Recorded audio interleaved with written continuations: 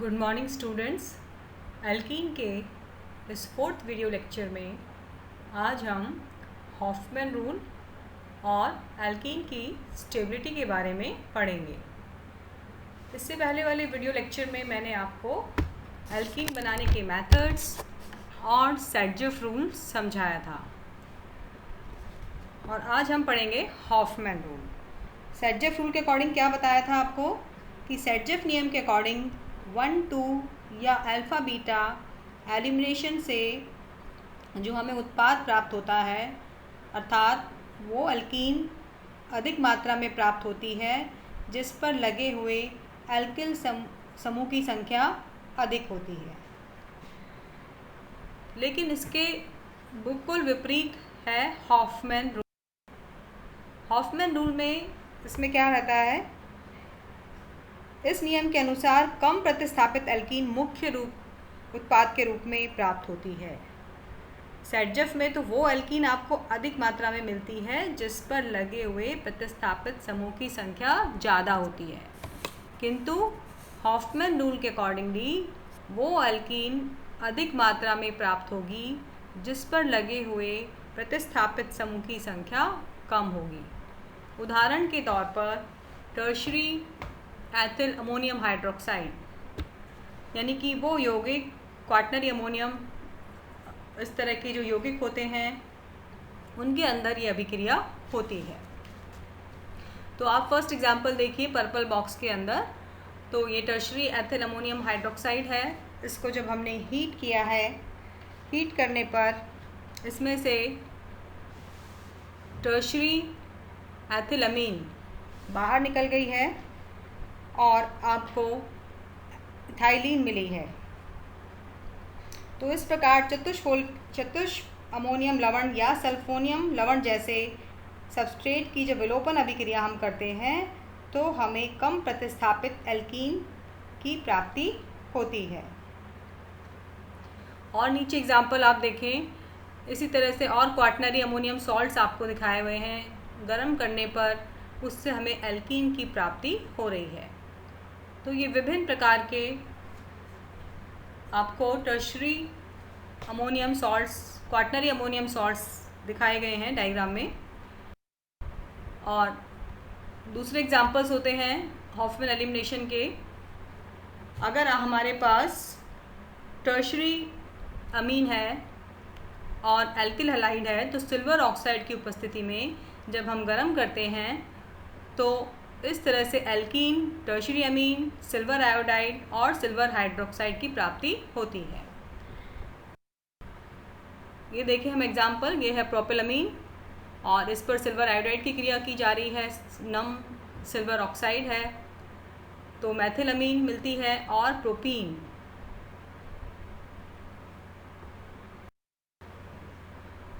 Formation of Hofmann product. When non-bulky bases are used in elimination in which there is a choice of proton to abstract, abstraction take place to yield the most substituted alkene. जब हमारे पास elimination अभिक्रिया के अंदर जो क्षार हम काम में लेते हैं जो कि प्रोटॉन को एब्स्ट्रैक्ट करता है, तो क्षार के पास अगर चॉइस है, वो नॉन बल्की है, छोटा क्षार है, तो एब्स्ट्रैक्शन होगा, उस प्रोटॉन का एब्स्ट्रैक्शन होगा और एब्स्ट्रैक्शन होने के बाद जो एल्कीन प्राप्त होगी वो अधिक प्रतिस्थापित वाली प्राप्त होगी, यानी कि सेटजेफ रूल अप्लाई होगा। हाउएवर स्टेरिक हिंड्रेंस में prevent a bulky base from abstracting the proton that would lead the most stable alkene.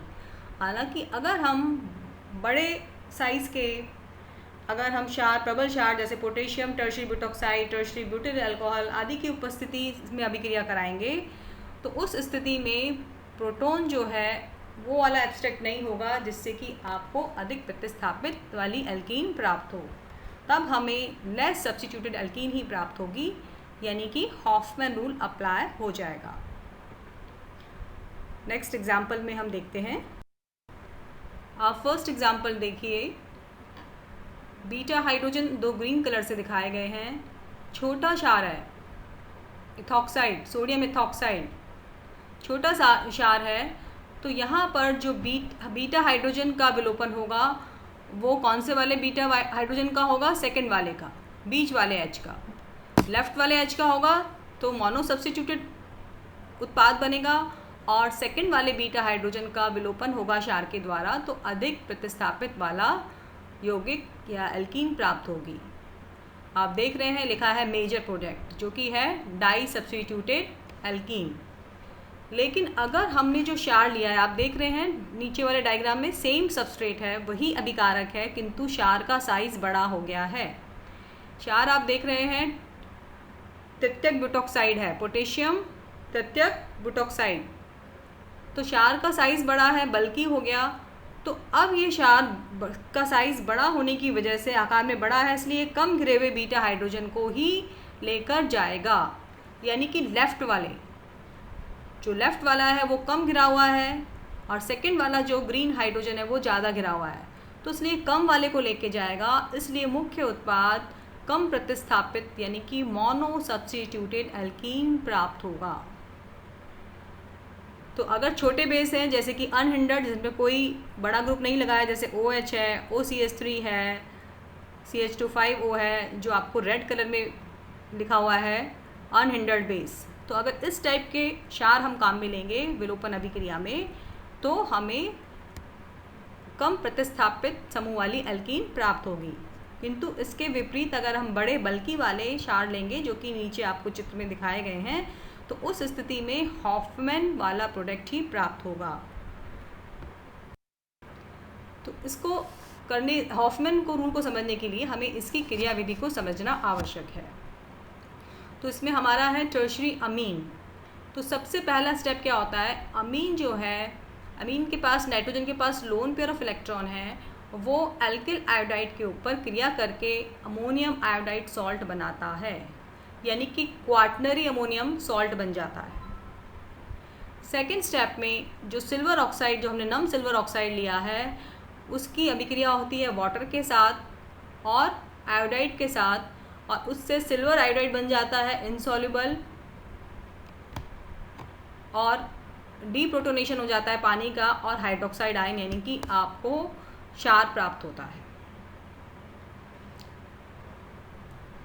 तीसरा स्टेप जो है elimination of beta hydrogen from ammonium salt. अब जो अमोनियम सॉल्ट है, जिसको हम जब गर्म करते हैं हाइड्रोक्साइल आयन की उपस्थिति में, तो वो बीटा हाइड्रोजन को एब्स्ट्रैक्ट करेगा और फिर आपको एल्कीन प्राप्त होगी। तो वो उस बीटा हाइड्रोजन को एब्स्ट्रैक्ट करेगा जो कि अधिक अम्लीय होगी। तो इसलिए प्राइमरी हाइड्रोजन जो होती है वो सेकेंडरी हाइड्रोजन की तुलना में अधिक अम्लीय होती है। तो इसलिए वो प्राइमरी हाइड्रोजन को एब्स्ट्रैक्ट करेगा, क्योंकि जो ज़्यादा अम्लीय होगी उसको ही प्रोटॉन लेके जाएगा। तो प्राइमरी हाइड्रोजन जो है वो ज़्यादा अम्लीय होती है बजाय सेकेंडरी के, इसलिए प्राइमरी हाइड्रोजन हट जाएगी और उसके जो दोनों प्रोटॉन निकलेगा और जो दोनों इलेक्ट्रॉन है उसके आने से कार्बन कार्बन के बीच में डबल बॉन्ड प्राप्त हो जाएगा। तो दो प्रकार के एग्जाम्पल हैं जहाँ पर कि हॉफमैन अभिक्रिया होती है। एक तो क्वाटनरी अमोनियम सॉल्ट्स, चाहे वो टर्शरी अमीन और मैथिल आयोडाइड्स की क्रिया से बनते हैं, और या फिर क्वाटनरी अमोनियम सॉल्ट्स और सल्फोनियम सॉल्ट्स की अभिक्रिया जब हम बड़े क्षार के साथ कराई जाती है। तो ये था हॉफमैन रूल। और अब हम पढ़ेंगे एल्कीन की स्टेबिलिटी और reactivity. The reactivity order of alkene has been dealt in terms of heat of hydrogenation of alkene. More is heat of hydrogenation, more is reactivity of alkene. The reactivity of alkene is however also related to its steric effect, hyperconjugation and heat of combustion. जो alkene है उसकी क्रियाशीलता हम alkene के heat of hydrogenation से नापते हैं, यानी कि एल्कीन का स्थायित्व उनके हीट ऑफ हाइड्रोजनीकरण से संबंधित होता है। जितनी ज़्यादा अभिक्रिया में ऊष्मा निकलेगी उसकी क्रियाशीलता, एल्कीन की क्रियाशीलता उतनी ही ज़्यादा होगी। इसके विपरीत हम ये भी जानते हैं कि जो स्टेबिलिटी होती है एल्कीन की वो इन्वर्सली प्रोपोर्शनल है टू हीट ऑफ हाइड्रोजनेशन, यानी कि किसी भी एल्कीन के लिए हाइड्रोजनीकरण की ऊष्मा का मान जितना ज़्यादा होगा वो एल्कीन उतनी ही अस्थायी होगी, अर्थात उसका स्थायित्व कम होगा। यहाँ पर हम देख सकते हैं एग्जाम्पल में 1 ब्यूटीन है, मोनो सब्स्टिट्यूटेड है, हाइड्रोजन का योग हो रहा है, ब्यूटेन बना, एल्केन बना और ऊष्मा निकली 30.3 किलो कैलोरी प्रति मोल। जबकि ट्रांस है तो वहाँ पर निकल रही है -27.6। तो जैसे मैंने आपको भी बताया, तो ट्रांस वाला एल्कीन सिस से ज़्यादा स्थायी होगा, 1 ब्यूटीन से ज़्यादा स्टेबल होगा, क्योंकि उस स्टेबिलिटी ट्रांस की ज़्यादा है, क्योंकि उसमें हीट ऑफ हाइड्रोजनेशन का मान कम है, जबकि मोनो सब्स्टिट्यूट के अंदर हीट ऑफ हाइड्रोजनेशन ज़्यादा है। तो इसलिए स्टेबिलिटी वाइज अगर हम बात करें तो trans two butene will be more stable than cis butene. चाहे सिस हो चाहे ट्रांस हो, नीचे वाले डायग्राम में आप देखिए दोनों का ही जब हम हाइड्रोजनेशन कर रहे हैं तो हमें यौगिक क्या प्राप्त हो रहा है, एल्केन, ब्यूटेन। लेकिन हीट ऑफ हाइड्रोजनेशन का मान दोनों में अलग अलग है। ट्रांस के लिए हीट ऑफ हाइड्रोजनेशन का मान कम होता है, इसलिए हीट ऑफ हाइड्रोजनेशन कम होगा तो स्थायित्व ज़्यादा होगा। तो इस तरह से हम एल्कीन पर जब हाइड्रोजन का योग करते हैं तो एल्केन और प्राप्त होती है और ऊष्मा बाहर निकलती है। एक्सोथर्मिक रिएक्शन है। जितनी ज़्यादा एनर्जी बाहर निकलेगी, more heat release higher energy alkene, उसकी ऊर्जा उतनी ही ज़्यादा होगी। आप इस डायग्राम में देख रहे हैं, इस ग्राफ में देख रहे हैं, जो अभिक्रिया का ग्राफ बनाया हुआ है कि सिस एल्कीन है, मोनो सब्स्टिट्यूटेड एल्कीन है और डाई सब्स्टिट्यूटेड एल्कीन है। तो डाई सब्स्टिट्यूटेड एल्कीन यानी कि trans alkene, trans two butene ज़्यादा स्थायी है बजाय मोनो सब्स्टिट्यूटेड के। कितना डिफरेंस है दोनों में, 2.7 किलो कैलोरी प्रति मोल। तो इस प्रकार यदि किसी एल्कीन की हाइड्रोजन कण की ऊष्मा अधिक है तो उसकी ऊर्जा अधिक होगी और अणु कम स्थायी होगा, और किसी एल्कीन की हाइड्रोजन कण की ऊष्मा कम होगी तो कम ऊर्जा वाला अणु होने की वजह से उसका स्थायित्व ज़्यादा होगा। इस टेबल से हम देख सकते हैं हीट ऑफ हाइड्रोजनेशन एल्कीन है, इथाइलिन है, -32.8 है, मोनो सब्स्टिट्यूटेड है, एक प्रतिस्थापित समूह है तो 30 पॉइंट के आसपास एनर्जी निकल रही है। 2 प्रतिस्थापित समूह आ गए तो एनर्जी कम हो गई, और 3 प्रतिस्थापित समूह लगे तो एनर्जी और कम हो गई।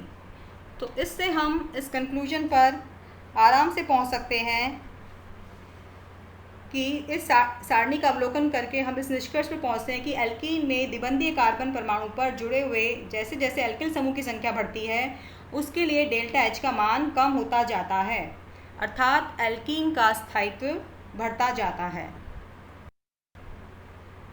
स्टेबिलिटी का जो ऑर्डर रहेगा, ट्रांस ज़्यादा स्थायी होती है अगर हम सिस और ट्रांस की बात करें, और उस फिर जेमिनल वाली होती है जिस पर दोनों पे एक ही कार्बन पर दोनों समूह लगे हों, और फिर cis. Less stable isomer is high in energy and a more exothermic heat of hydrogenation. तो जो यौगिक कम स्थायी होगा उसकी हीट ऑफ हाइड्रोजनेशन का मान ज़्यादा होगा।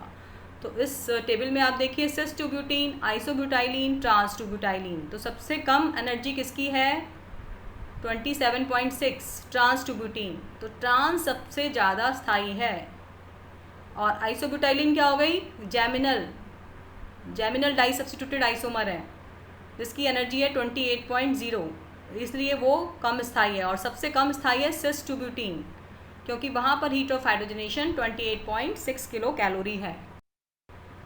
तो इस प्रकार से प्रतिस्थापित समूह का प्रभाव पड़ता है, एल्किल समूह का प्रभाव पड़ता है। एल्किल जो ग्रुप होता है वो स्टेबलाइज करता है डबल बॉन्ड को, और एल्कीन लेस स्टेरिकली हिंडर्ड होती है, जिस पर स्टेरिक हिंड्रेंस कम होता है, वो ज़्यादा स्थायी हो जाती है।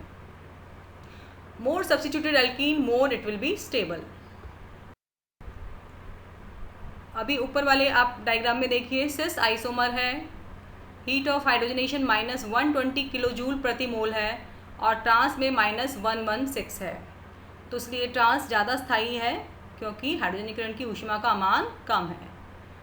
तो इसके आधार पर हम एल्कीन के घटते हुए स्थायित्व क्रम आधार पर इनको निम्न प्रकार से शो करते हैं। Tetra substituted is more stable than tri, and tri is more stable than di substituted, and di substituted alkenes are more stable than mono substituted.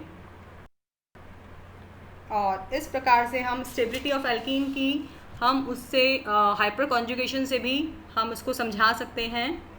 Alkene में जो डबल बॉन्ड होता है कार्बन परमाणु के साथ जुड़े हुए, एल्किल समूह में जब वृद्धि होती है, जितने ज़्यादा एल्किल समूह लगे होंगे तो उससे स्थायित्व में वृद्धि होती है। इसको हम हाइपर कॉन्जुगेशन से समझा सकते हैं। जो सी डबल बॉन्ड सी निबंध के पास वाला सी सी एकल बंध है, उसमें भी थोड़ा सा डबल बॉन्ड करेक्टर आ जाता है। आप देख रहे हैं मोनो सब्स्टिट्यूटेड है और डाई सब्स्टिट्यूटेड है।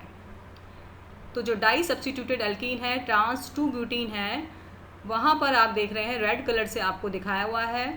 तो CH3 दो प्रतिस्थापित समूह हैं। सेंटर वाला 2 कार्बन देखिए आप, और उससे लगे हुए 2 प्रतिस्थापित समूह CH3 तो एकल बंध में भी थोड़ा सा डबल बॉन्ड आ जाता है, और इस प्रकार से अति संयुग्मन होने की वजह से अनुनादी संरचनाएं बन जाती हैं। तो किसी एल्कीन में जितनी अनुनादी संरचनाएं बनेंगी, उस एल्कीन का स्थायित्व उतना ही अधिक हो जाएगा। तो इसलिए हाइपर कॉन्जुगेशन के कारण भी एल्कीन की स्टेबिलिटी को हम एक्सप्लेन कर सकते हैं।